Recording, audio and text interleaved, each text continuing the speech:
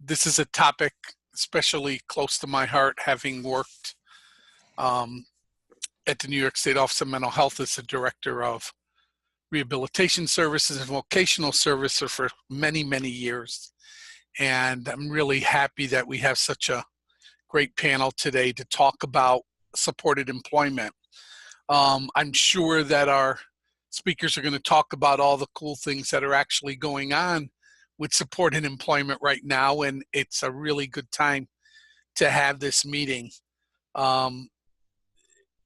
It's also sons and daughters, take your sons and daughters to work day, so maybe they're at work with you and they can hear about supported employment and things that they might be interested in when they grow older and enter this field. I'm going to start by asking a series of questions to our panelists, and as we move through this, I want you to really feel free to ask questions, as Grace had mentioned. We really want this to be a back and forth with you. We put together a set of questions that we thought were pertinent to what is going on, but again, I would ask that you ask away your questions and I'll make sure that I fit them into our conversation. So with that, I'm going to start. Esme, if you don't mind starting, from your perspective, can you sort of describe the state of supported employment for people with disabilities at this time? Sure, and hello everyone, and thank you, Foothold. We're really honored to have the partnership we do with you, and you always have great content, so thanks for including us. So I will share, as the lead government relations person at a national trade association, our sense of this is from the federal perspective, from the policy perspective, and what's sort of going on in the agencies and Congress that are impacting supported employment. So I want to preface it with that. So, what we see from those perspectives of supported employment is really a year of promise. I want to be really optimistic, but lay some of that groundwork. So, I was sharing with the Foothold staff, this is a really interesting time to have this conversation because there's a few different things that are happening that are leading to these conversations at the federal level. So next week, Department of Labor is starting conversations on 14C and what the recommendations to Congress should be around the program. And how that plays with supported employment, how that interplays with competitive integrated employment will be really, really interesting. Also, we saw, the president's budget request for fiscal year 2020, FY 2020, really interesting, a big focus on employment. I mean, if you really looked at some of the things that they were focused on, one of the key things they outlined was reforming disability programs and testing new approaches. One of the things that the administration seems focused on is improving employment of people with disabilities. But at the same time, they did recommend eliminating supported employment state grants, which they felt were redundant with the voc rehab grants. So, really interesting messaging coming from the administration. And then Congress in general, has a number of pieces of legislation either on 14C and moving towards competitive integrated employment, offering the services needed for things like the transition and offering supported employment options, to just different innovative ways to get more people with disabilities employed. So I think this will be a really interesting year. I'd end by saying that, this week I participated in, as part of being part of the advisory committee for the State of the States data, which is University of Colorado's Coleman Institute gathers the data for intellectual and developmental disabilities from Medicaid offices across the country.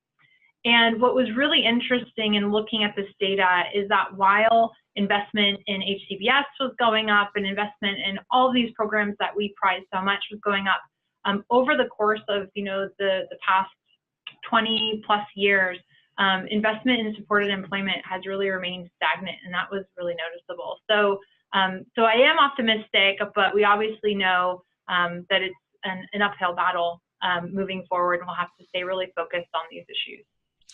Thanks, Esme. Lisa, would you mind sharing some of your thoughts around supported employment today? Sure, and thanks for inviting me. So this is Lisa Mathis from the Ohio Provider Resource Association. So I'm going to look at it a little bit differently than Esme, more of a state and local type view than maybe a federal type view, although that certainly influences us at the state level. So, so I think data will show, you know, there's probably been little progress in increasing the number of people with disabilities, and I'm going to speak more from the view from intellectual and developmental disabilities. But you'll see there hasn't been a lot of increase over the last decade in individuals with IDD working out in the community. We've kind of leveled out in that area, I guess. So, but I'm really hopeful right now due to three things. So one is the Workforce Innovation and Opportunities Act that's been in place for a few years now. You know, so it's no longer the default for individuals, for transition age youth with IDD to just place them right into a sheltered work type setting. And so then also there's the home and community-based settings rule, right?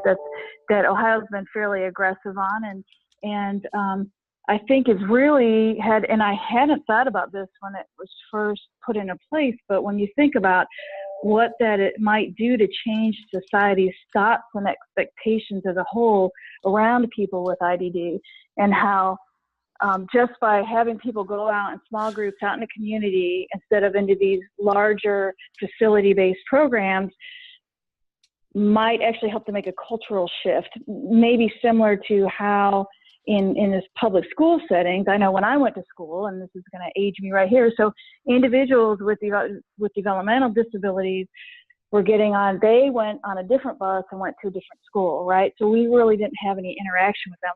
When I think about some of my one coworker who's much younger than me, and she went to class and sat side by side with not the same individuals, but individuals with intellectual disabilities, unlike the experience I had. So her view and her experience of people with IDD is so different than what I grew up with. And so it'll be interesting to see how the home and community-based settings rule changes people's perceptions than just by being exposed to individuals with IDD and realizing, hey, these are great people to be around, and you know, no, just like anyone else. And just to give you an example, just a quick example, I was contacted by a provider the other day about an individual that has been volunteering, somebody who wouldn't have been volunteering out in the community before the settings rule, but now is out in the community in a small group volunteering, had no expectations to get a job or anything. It doesn't even necessarily have a goal around that. But the people at the volunteer site recognized this individual and his skills that he could bring to the table, and have now offered him a job. And so it was a big scurry on the provider side to say, oh my gosh, we don't even really have these supports because we didn't plan on this. No one ever really thought that he was going to work or that he had the skills. The family didn't expect him to, he didn't expect to, and now all of a sudden he's got this cool opportunity he wouldn't have had before. So, and then just one more thing that makes me hopeful too is the workforce shortage. Not that that's a good thing, but right, it's across all industries. So it's a good thing for people with disabilities looking for jobs right now. So, I think it's a prime time to really start to build those partnership with employers, because this workforce crisis won't last forever, right? So we want to think ahead and say, because I've talked to some providers that are saying, oh, you know, it's just not worth building those relationships, because even though there's a workforce shortage right now, that's not always going to exist. But I would challenge people to say, no, now's the time to develop those relationships while the door is open. And then when a workforce shortage is over, we'll already have our foot in the door and hopefully be able to get people jobs. Thank you. That's what I've got. Thanks very much. We have folks from PAR with us as well. I'm not sure if Mark is with us, but I know Rebecca and Mel are, so if you... Hi, everybody. Yeah. This is Rebecca Glick and Mel from PAR, Pennsylvania Advocacy and Resources for Autism and Intellectual Disability. So we'll talk about it from a Pennsylvania perspective, kind of similar to what Ohio is going through. We do have employment first legislation that was passed last June that made Pennsylvania an employment first state. And I'll let Mel kind of give you a little bit more information about that. Yeah, hello everybody. Basically, we're just starting out with the legislation as far as putting the structures in place. The legislation that was passed is somewhat restrictive. For example, it just talks about workforce increases related to state government, not anything with local governments. And there's a 7% recommendation as far as hiring in state government people with disabilities. So the structures that are being put in place now are basically to create oversight committees, how to manage getting the 7% up to the 7% number.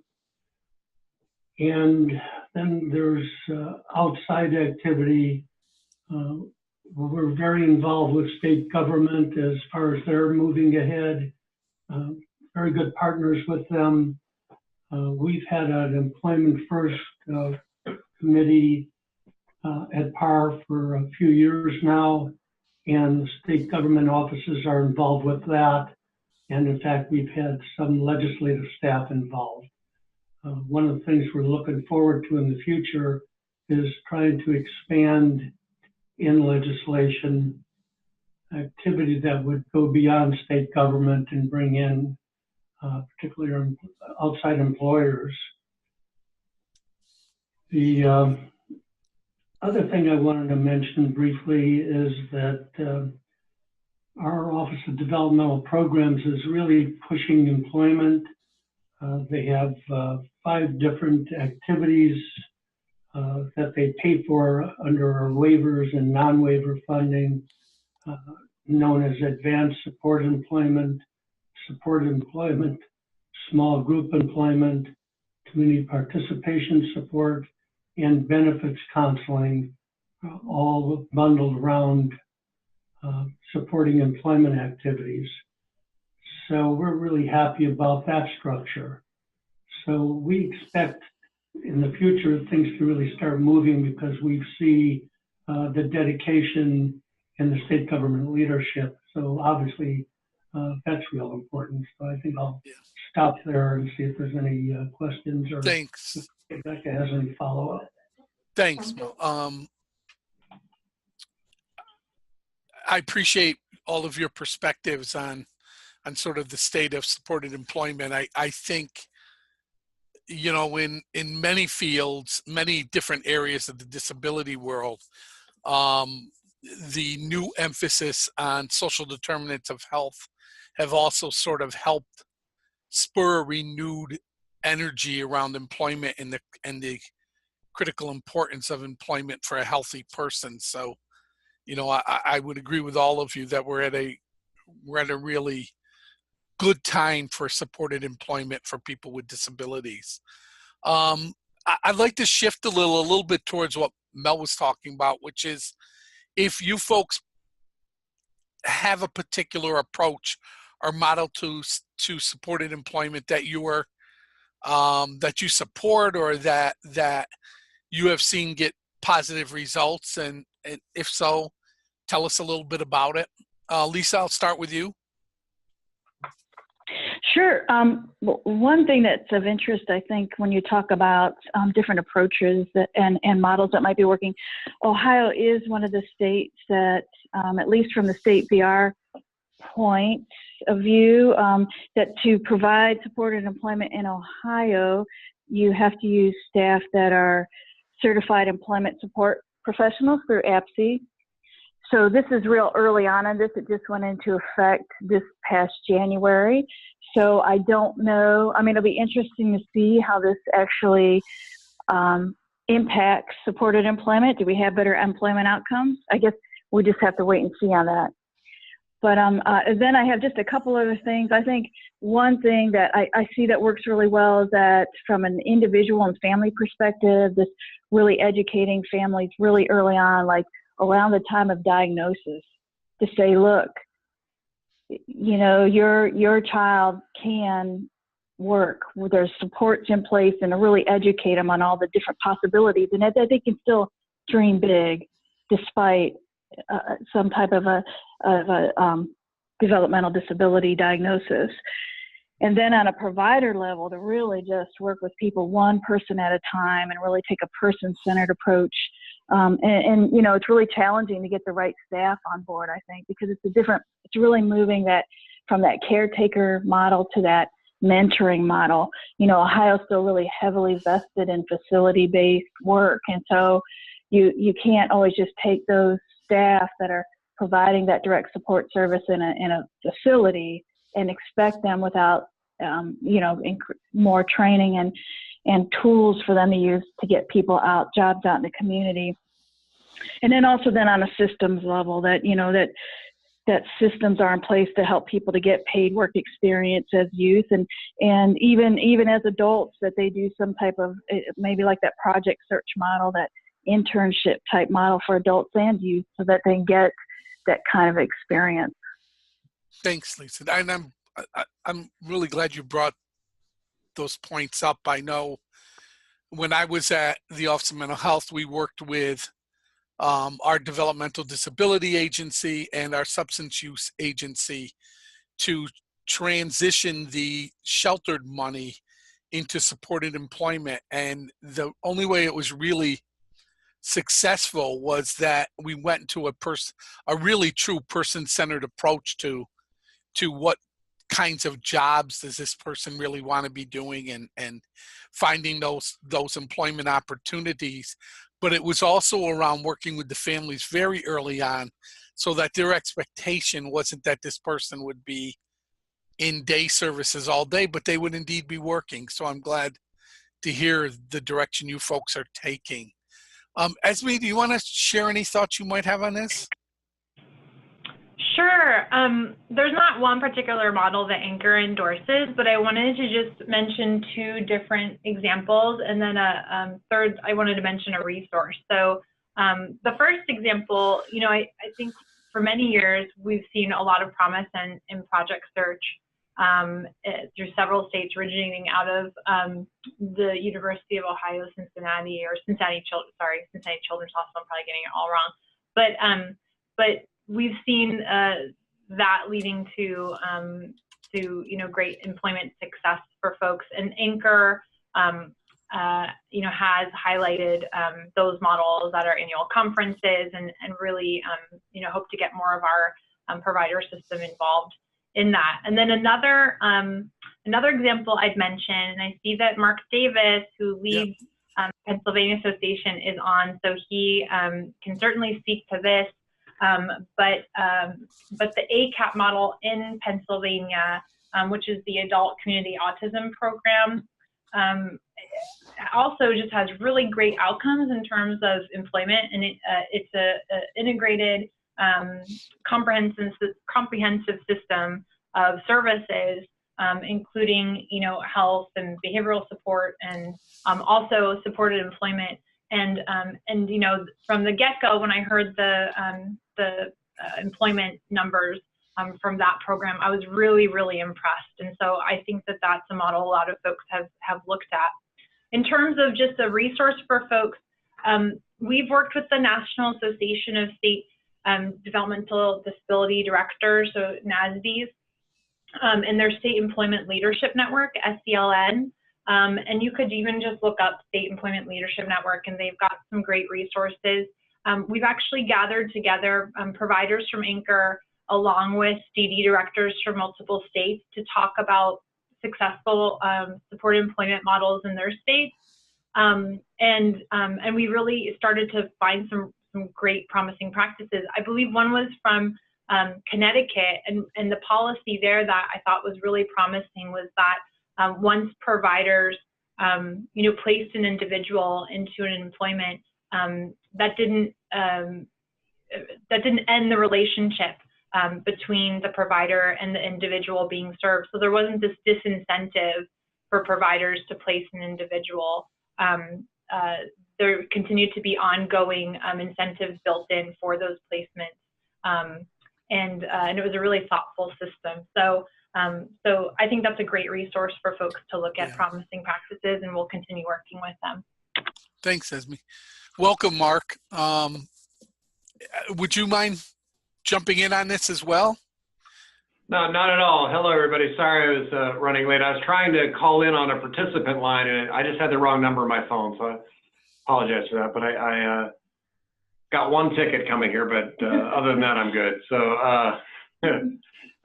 the ANCAP program is it's for adults with autism.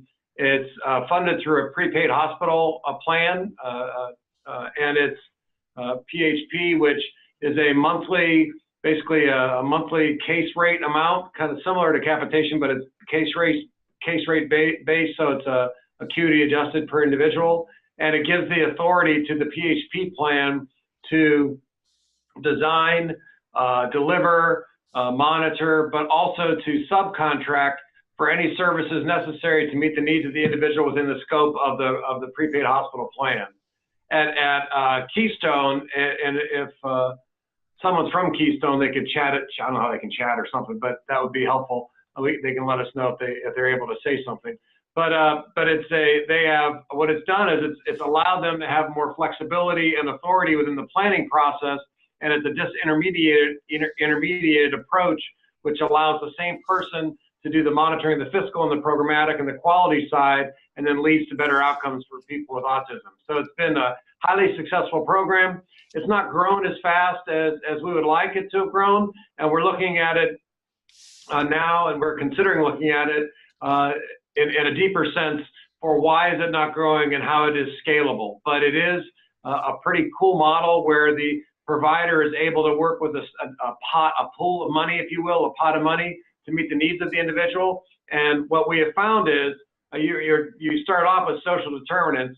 What all the research shows, and I'm not sure if to me it's a chicken or egg argument too. It's not really sure what came first here, but they said that people who are employed for a regular period of time have better health outcomes, use health insurance less, and are healthier in general. They meet more of the healthy people metrics and that kind of thing. So they actually look better. Now, I have said a precursor to employment is that I'm healthy, right? If I'm not healthy, I can't work. So you're already have some adverse selection for that subset of the population that is not working. So I'm not sure it's a fair comparison, but I think it is fair to say that people are working are less likely to have social isolation. They're more likely to have any kind of symptoms or issues that they come up with from a medical side addressed sooner, as people at work start saying, boy, Mel, you look a little tired today, or boy, Rebecca, what's that rash on your back of your neck? So I think it is, by being part of the social fabric, being part of the community, people are just naturally healthier. But all the research shows that people who are working have lead healthier lives, use less health care, and are generally happy and more involved with the social aspects and emotional side of life. Yeah. Thank you, Mark. And it's interesting because that leads right into our next question.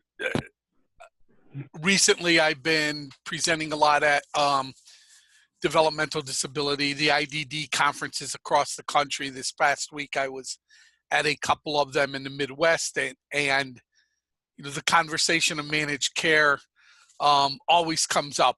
And I think, Mark, you shared a real opportunity within the managed care environment, but I'm interested in hearing what any of you may think about how managed care may affect supported employment services. And Esme, why don't I ask you to lead on that one? And sure. I mean, Mark has much greater managed care experience than I do, but I will share from ANCOR's perspective. We've seen a lot of potential in integrated care systems like managed care that look at outcomes to really integrate and improve upon employment outcomes. So I think there's a lot of potential for it. ANCOR issued a paper on managed care last summer. It's a very short but good overview of the states that have begun looking at and who have actually moved forward with managed care and IDD systems. You can just Google ANCOR MLTSS white paper and you'll see it come up. But within that, we do look at employment and we look at what, the states that engaged in managed care for IDD, what their outcomes were in terms of integrated employment compared to the national average. There were some states that had a little bit of an increase, but there were a number of states that also had a decrease. So I think that, our overall thought is there's potential within these sorts of systems. Mark and I talk a lot about payment models in our work that we do together at ANCOR. I think there's a ton of potential, but has it been tapped yet? Has it been figured out yet? I don't think we're convinced of that yet. And I think there's still some work to do and some greater focus needed on the topic. But Right. I definitely invite people to check that white paper out to explore more. Thanks. And I think, Esme, that's really good. And I think I hope folks on the phone realize that, because Esme's right. I've ran a couple of managed care programs and companies and understand kind of a little bit about how they think, quite a bit actually. And what we're interested in managed care world is really in three things, and that is access, quality, and cost, and managing those to a degree that is acceptable and within the contractual limits of the payer, but also gives people the best outcomes. And that would be an ethical managed care company. And what we're able to do in employment, I think, when you look at what kind of managed care principles can we apply to our industry, I think the best sector for us to test those, to pilot those, is in supported employment, because employment outcomes are employment outcomes. When you look at trying to reimburse or incentivize outcomes, performance-based contracting in residential, it's very difficult because you have such a small sample, small group of people. Really, it is a small group of covered lives in our field, and a high cost and a high degree of variability among that population. So to have standardized performance measures for which you're going to incentivize people financially is extremely challenging. However, if you go to the employment arena, it's not. If you go to the employment arena, you can say, it's very clear, that person is working or they're not. They're working at minimum wage or they're not. They're working 10, 15 hours a week or they're not. So there's some very black and white, clear-cut indicators that as a managed care entity, I could set, or a managed care entity could set and say, I'm going to incentivize you for these. Now, there's issues of acuity adjustments. There's issues of cherry picking. Folks just working with those are easiest. I say that's a good problem to have. I say the more people we can get employed with disabilities, the better. And if we start with those that are easiest to get employment with and incentivize those, then that's fine with me. Let's just get more people with disabilities working, and we'll work through the others. What it does is it creates the inertia towards employment, and then people begin to have more of an all-encompassing view of who they can employ, and begin to start testing some one-offs, with, well, this person looks like this person, but they've got an issue with communication. Well, maybe if we just tried this, we could have them working. And it really then begins to really breed expertise and excellence and mastery in terms of getting people employment. I know that Lisa's got a lot to say about this, because I know in Ohio, I'm jealous, Lisa, but I know Ohio already has a pay for performance in the employment area. So I don't know, Lisa, if you want to say something about that. Sure. Yeah, so our state VR system does use a outcome-based payment system. Now we're learning as we go as to what rates can work right. We want to incentivize quality employment outcomes, but at the same time, right, we need to make sure that providers can stay whole and can keep their doors open. So, we're kind of, at least I myself am learning as we go. And the state is recently looking at changing the rate structure a little bit to help balance the risk for providers. So all the risk isn't falling on the providers, but it has a little more balance. So I think that's going to work out well. So talk to me again in a year and I'll let you know more. But I think Mark's right on saying, it's okay to go for the low-hanging fruit at first. If you are finding employment for the individuals with the less significant disabilities, And that's okay. That's good. That's a great place to start.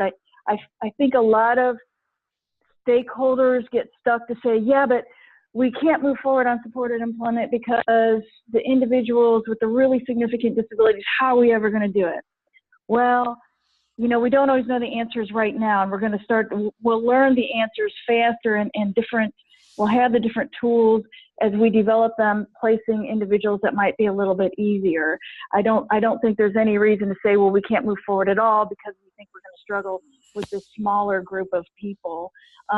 And one thing I wanted to add in too, and we've spoke about this a little bit, but that's the social determinants of health. So I spent just a week or so ago, spent a week at the state house listening to testimony in the state budget, and I kept hearing from the managed care companies social determinants of health and how important that is to them.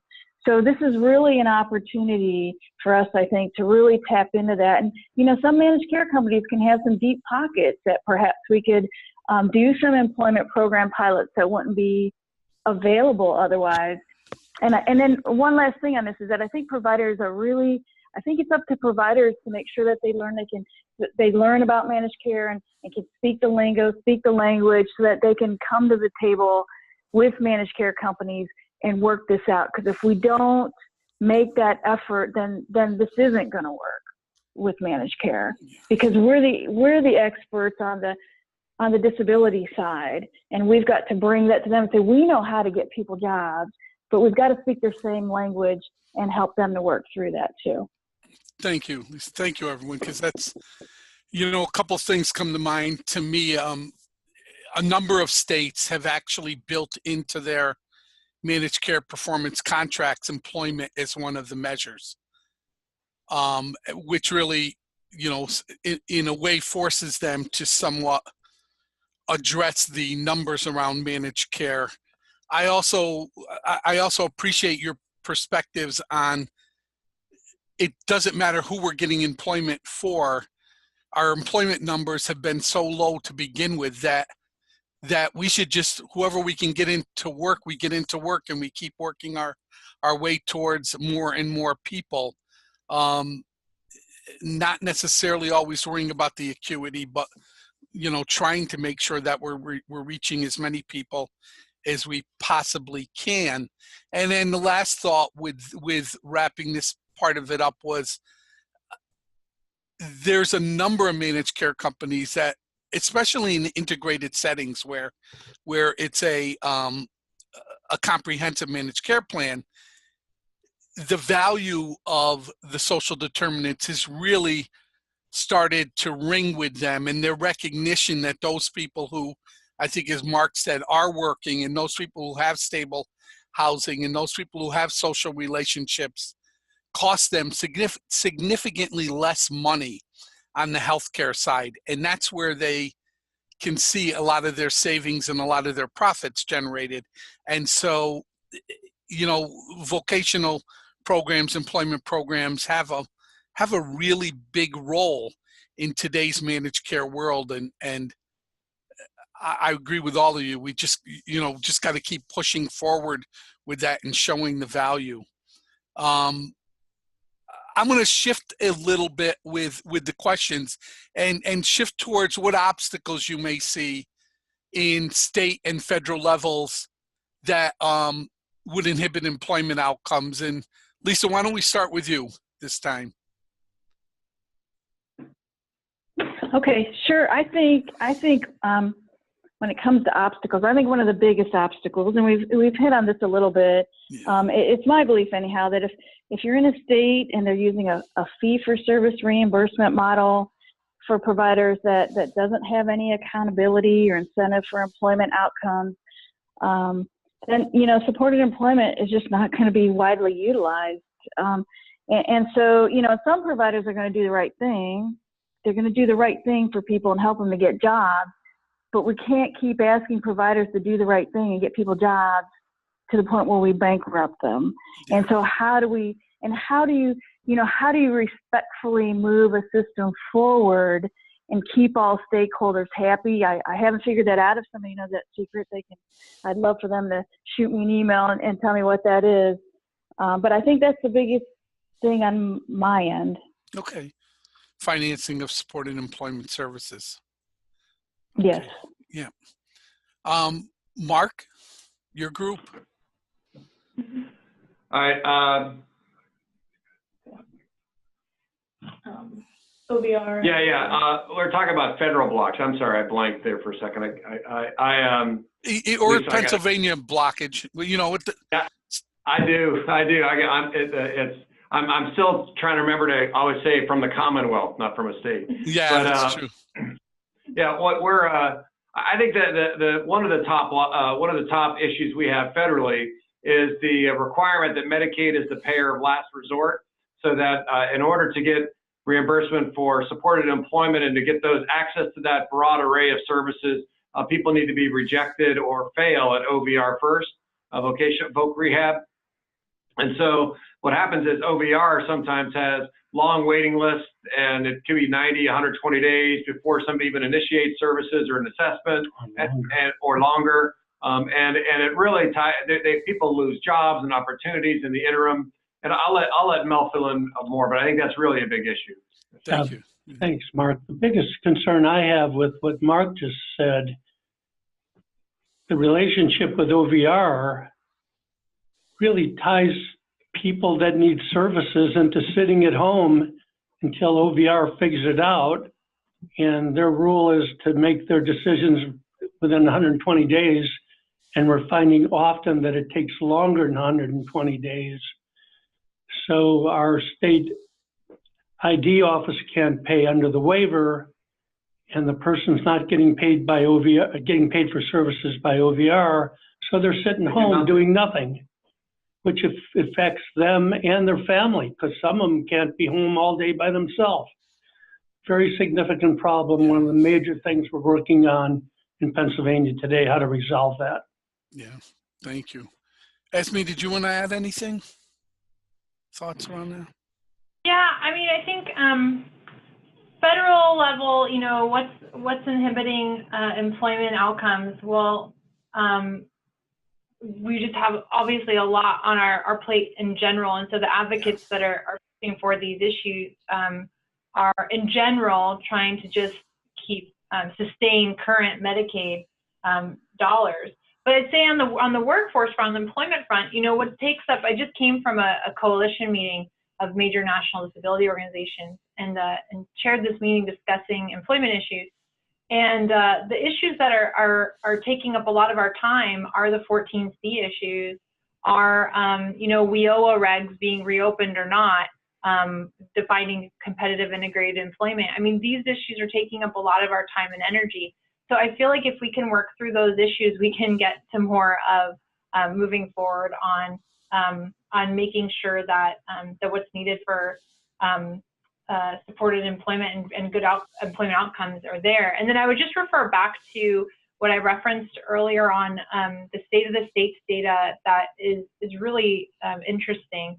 But if you look at you know, the growth of different programs during, you know, since they've been documenting this in the 1980s now, supported living, you know, increases spending over 1,600%, actually much more than that, but 1,600%. Family supports go up over 800%.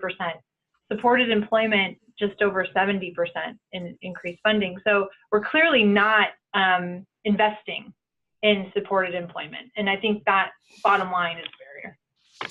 Yeah, I some of my thoughts around this from being an administrator in the employment field, you know, there's clearly the benefits issue and people losing benefits when they start to make too much money. And although there's been some changes in that, it's still, you know, there's still those barriers. And also in the federal level, the fact that, and Mark, I think you touched upon this, or Lisa, you did, the funding at federal level, you have the rehab funding that comes through the OVR structure. Then you have Medicaid, which comes through CMS, a totally different funding body at the federal government. And then you have a number of states which have to try to generate revenue or provide revenue to providers to fill those gaps. And it does get quite expensive. Mel, what you were talking about, I know in New York, there's a funding stream to try to stop that from happening, but states have finite amounts of money, as do, you know, Commonwealths and everyone else, and it makes it very complicated, and not having a simple funding stream that could be funding this, that's adequately funding it, makes it difficult. So I thank you all for your perspective on this, and I encourage folks that are listening in, please ask questions. You got an opportunity for some great panelists here. There's a number of, 5 folks here from ANCOR and PAR and OPRA that would be happy to answer your questions. Another question I was, thinking of is around what federal or state initiatives, and you touched upon a few of these, but if you don't mind, are really having a positive impact. I know, Esme, you sort of hit up a few. Mark, do you and your folks have any thoughts around specific state incentives that might be working?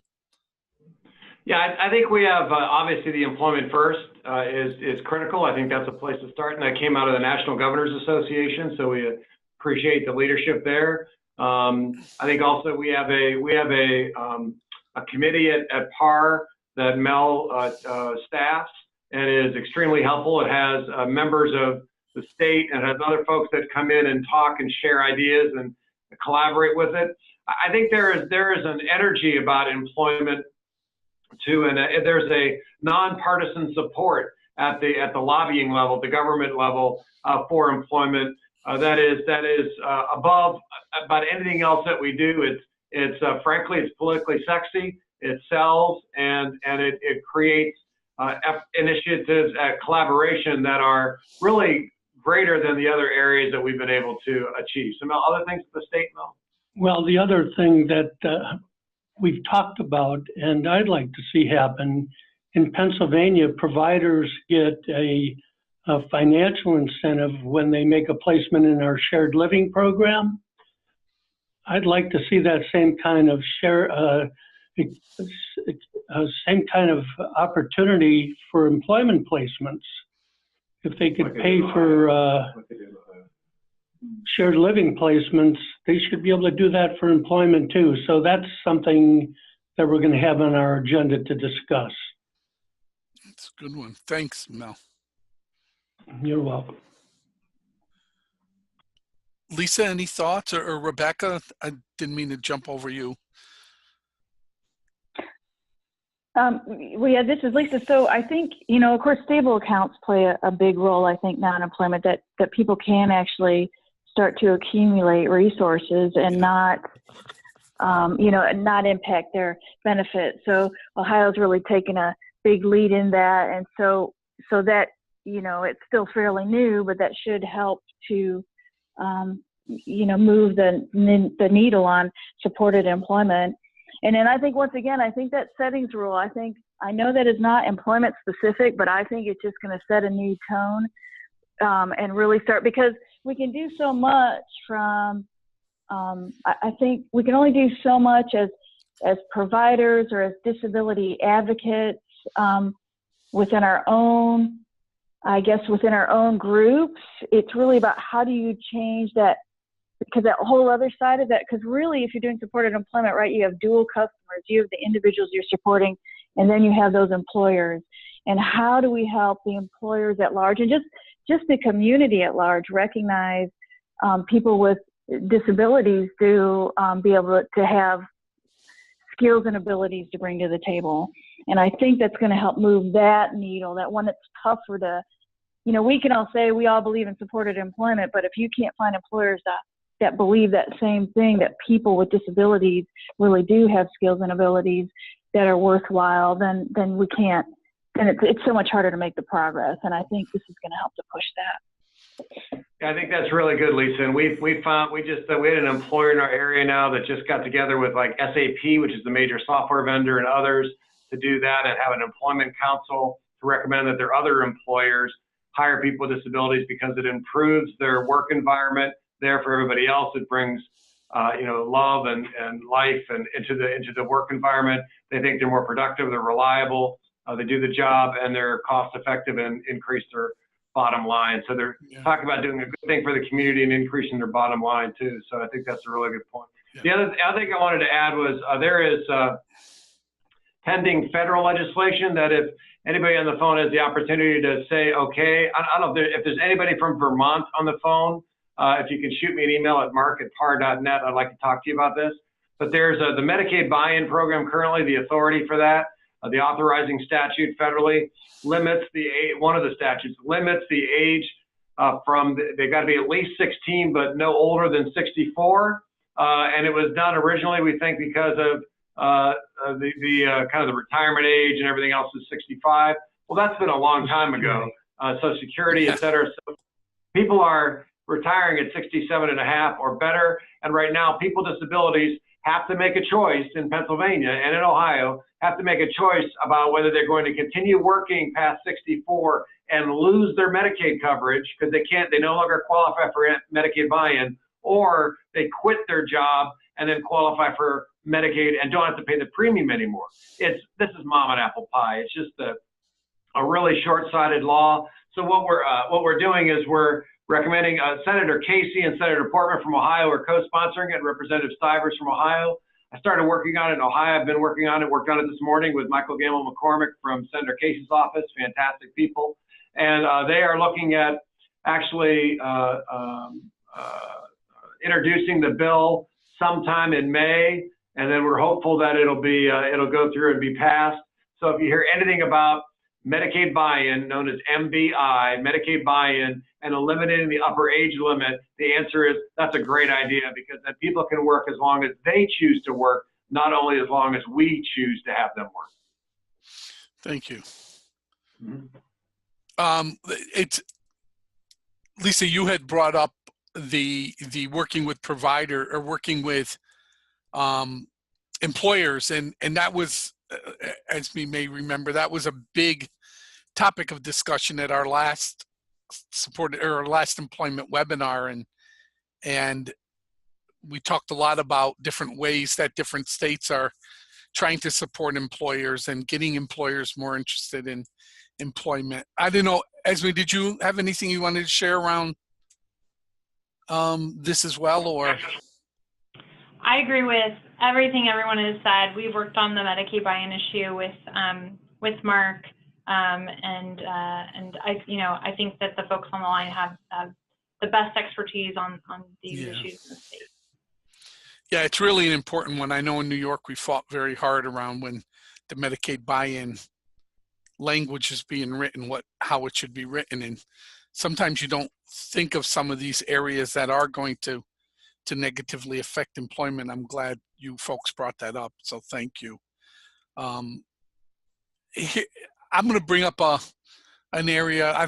Do we have any questions from the group that we want to touch upon? Rebecca or Grace?